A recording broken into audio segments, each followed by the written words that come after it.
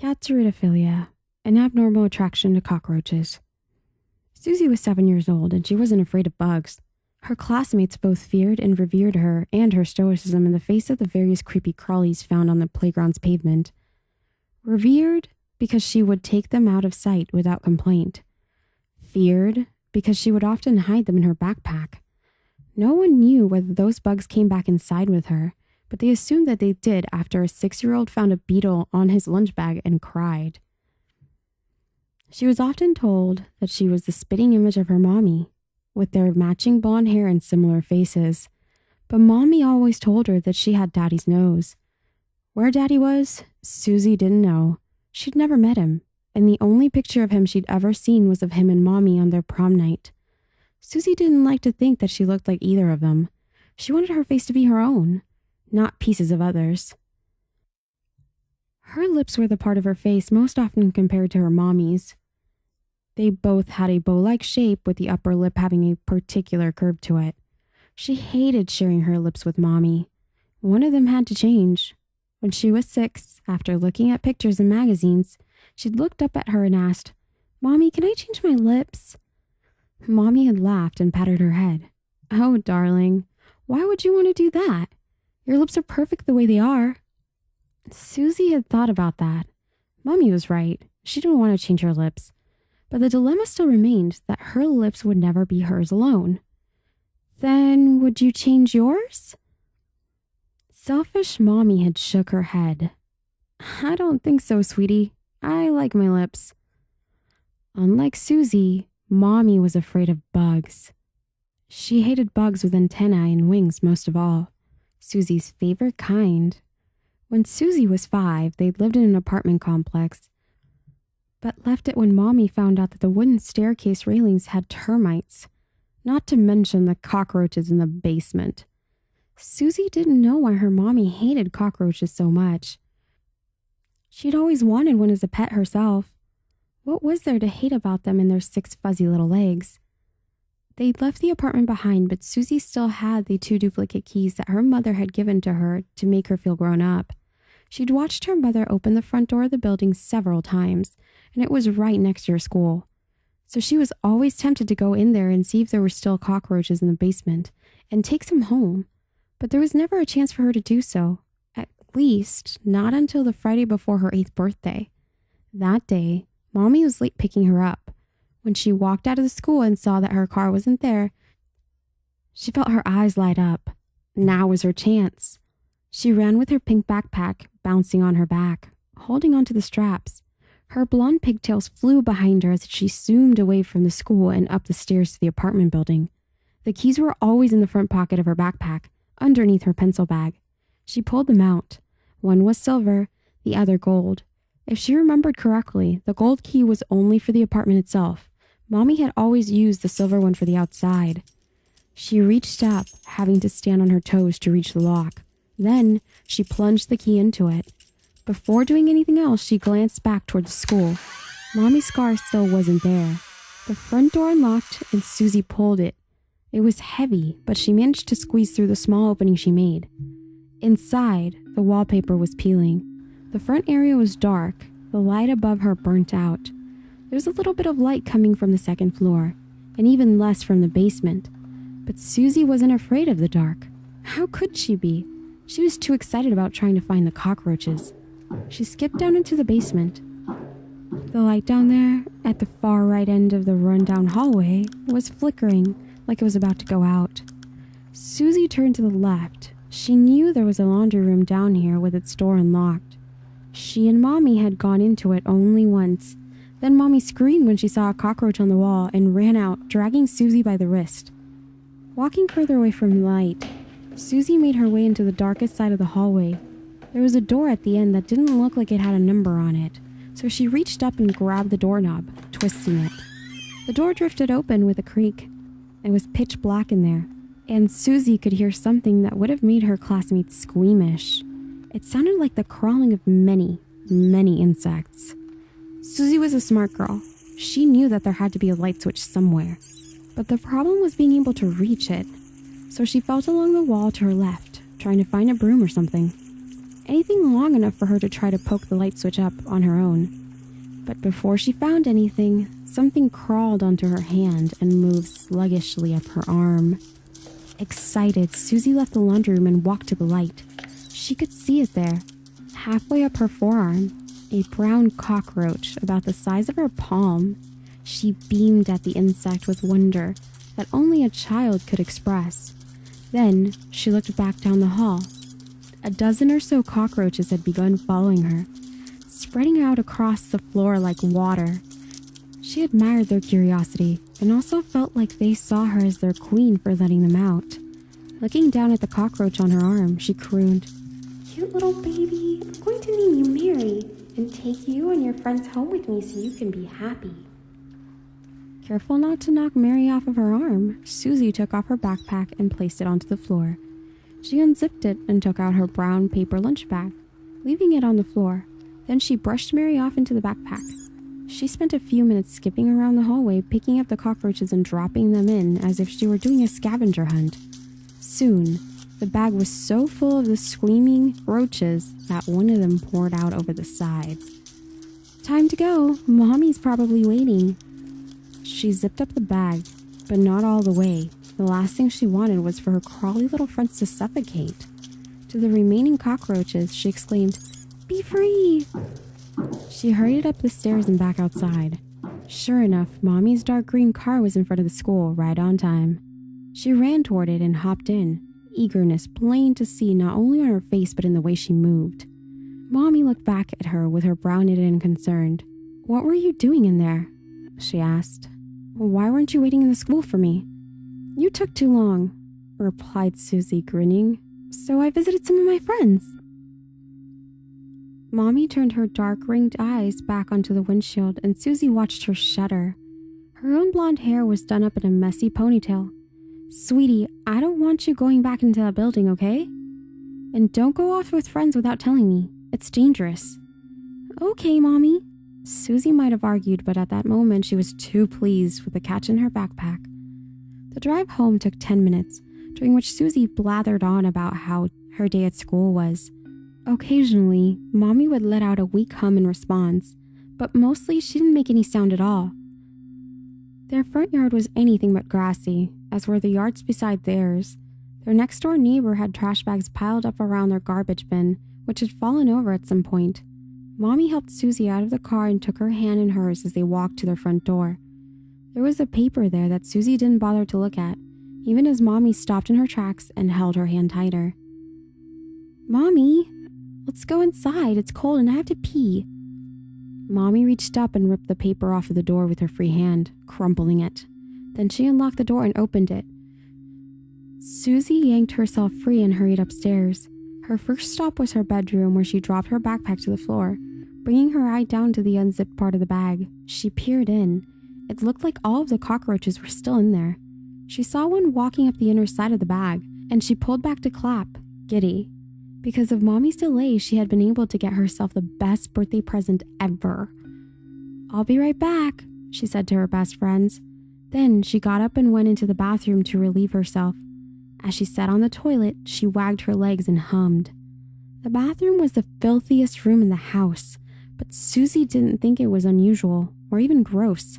All her life she'd seen bathrooms like this. This one was even less filthy than the one in their apartment. When they first moved into the house, Mommy had made an effort to keep everything clean, but then she gave up after her boyfriend stopped calling her back. Susie already knew that she didn't want to have a boyfriend when she got older. She didn't want a boring boy who would leave her one day. No, she wanted to marry a cockroach. Her Prince Charming was an image of a giant cockroach wearing a pink cape. Pink was her favorite color, after all. In her young mind, she thought that love happened when two people liked the same things. She could only assume that Mommy and Daddy must have liked different things. After she left the bathroom, she wanted to return to the cockroaches at once. But then Mommy called her up. "Susie, sweetie, come downstairs." She sounded sad, but then again, she'd been sounding sad ever since she started drinking raspberry juice every night. Susie was never allowed to drink any because Mommy called it an adult drink. Her selfishness frustrated her to no end. The raspberry juice must have been delicious for her to keep drinking it, and yet Susie had never even tasted a drop of it. She knew that Mommy would start crying if she didn't obey, so she called back, "Coming, Mommy," before hurrying downstairs. She found her standing in the dining room. On the table were some papers in a pile, including the one she'd crumpled into a ball. Beside the pile was an open bottle of raspberry juice. Mommy's hair was a mess. She hadn't brushed it in over a month, but she still made Susie brush her own. Another thing that bothered the little girl. Why was Mommy allowed to not brush her hair again every morning? It wasn't fair. Her mommy stepped toward her on her wobbly legs, then kneeled down in front of her and rubbed her rounded cheeks with her skinny hands. She looked like she might start crying anyway, but instead she put on a pained smile and asked, "What do you say we celebrate your birthday now?" Yes! Susie jumped for joy. To her it was only fitting that they celebrate now, since she already had her present. Mommy rustled Susie's square bangs before standing up. "Sit down at the table, darling." Susie obediently did as was told. Mommy walked into the kitchen and Susie watched her open the fridge. She reached in and pulled out a little box. Before presenting it to Susie, she went behind the fridge and opened a drawer. After a beat, she picked up the box and started approaching, revealing a small slice of chocolate cake. "Happy birthday to you," she sung in a shaky voice. Her weathered face lit by a single glowing candle. "Happy birthday to you. Happy birthday, dear Susie." She put the cake down and lovingly pinched her daughter's nose. "Happy birthday to you. Make a wish, sweetheart." Looking up at her mommy's lips, Susie knew exactly what to wish for. She lowered her head toward the candle and blew it out. She ate the entire slice of cake herself, and Mommy watched her do it. Then she watched cartoons until 7, at which point Mommy reminded her that it was time for bed. By herself, she went upstairs, brushed her teeth, and put on her pink nightgown. It wasn't until she got into bed and noticed her backpack on the floor that she remembered about her cockroaches. And she gasped. As if her life depended on it, she leapt out of the bed and hurried to the bag. Rather than peering into the hole, she decided to open it all the way. It was empty, but for one cockroach. She reached in and picked it up. "Mary, you're still here," she beamed. "But where did your friends go?" As if answering her, the cockroach's antennae twitched. Susie looked around the room. She couldn't see any cockroaches, so she tilted her head and looked under the bed. None there either. She felt abandoned, and she looked down at Mary. "At least I still have you." To make herself feel better, she did what she usually did when she felt blue. She went to the stairs, walked halfway down, and sat. She brought Mary with her for extra comfort.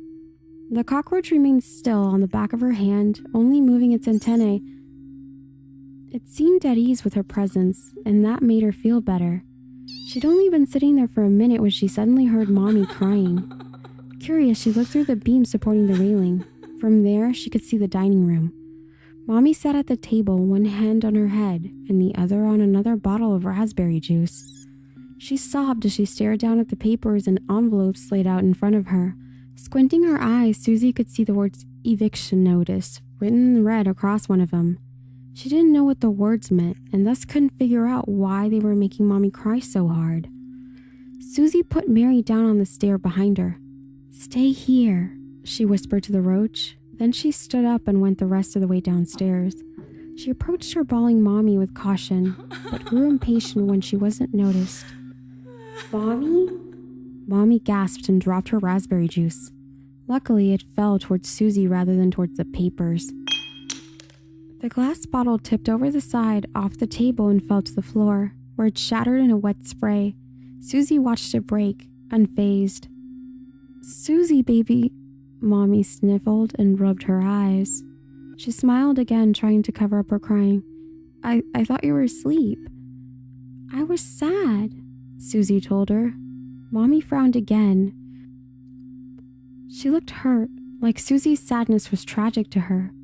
She stood up and walked around the table, careful to avoid the broken glass as she kneeled down and hugged her.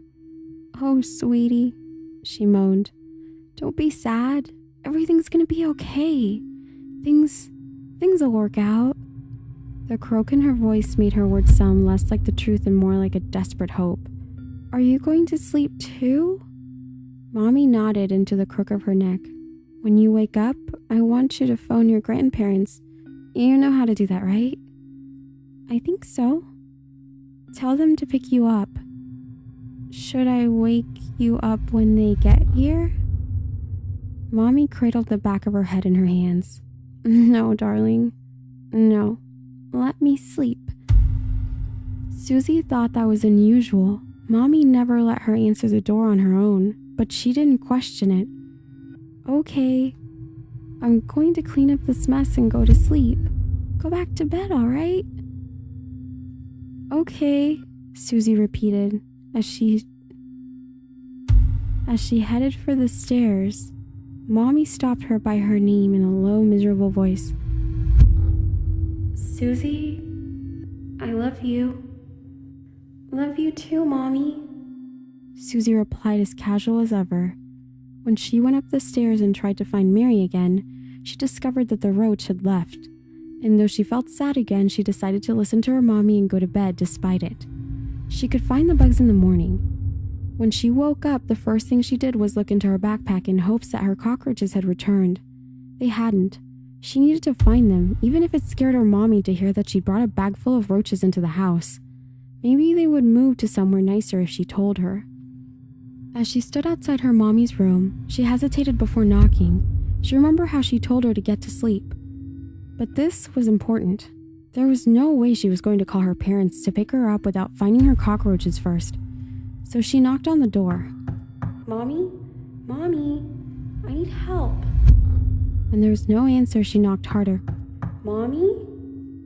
The raspberry juice always made Mommy tired. She'd have to wake her up by shaking her or something.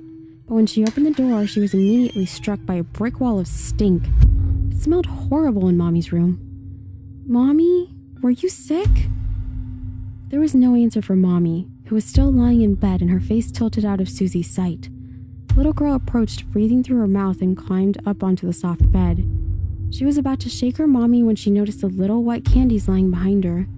They were coming out in an orange bottle, the kind a doctor would give to her in a white bag. Another thing that Mommy had to herself, that Susie was never allowed to have. She'd called it adult candy to help with the pain. She wasn't in pain, so she decided not to eat them. Instead, she returned her attention to her Mommy. "Mommy, Mommy, wake up," she demanded. This would wake her up. "I need to find my roaches." But there was no reaction, not even the groan and wave Mommy usually did before turning over. So Susie reached out her hand and placed it on her shoulder. "Mommy." She got closer and looked at her Mommy's face. A surge of an unfamiliar feeling, fear, coursed through her when she saw it. Mommy's eyes were open halfway. She looked almost normal, except her lips were missing. Before Susie could reel away in horror, a sight that should have unnerved her further did the exact opposite. She watched as a single cockroach squeezed itself out of Mommy's mouth. It crawled toward her, and she held out her hand. It stopped on the back and twitched its antennae, and Susie grinned. "Mary!" she exclaimed. "You came back!" The return of her favorite roach led Susie to a thought. Carefully, she scooched herself back off the bed. She grabbed the edge of the blanket, then threw it to the floor. There were cockroaches everywhere. They were on the blanket, on the bed sheets, and all over Mommy, whose white nightgown was stained near the bottom. The smell that had bothered her intensified, but she paid it no mind. Instead, she watched the roaches crawl around her Mommy's pale, bloated legs. Then Susie screamed, but not in terror. Rather, she screamed out of delight. After all, by eating Mommy's lips away during the night, her beloved cockroaches had granted her wish.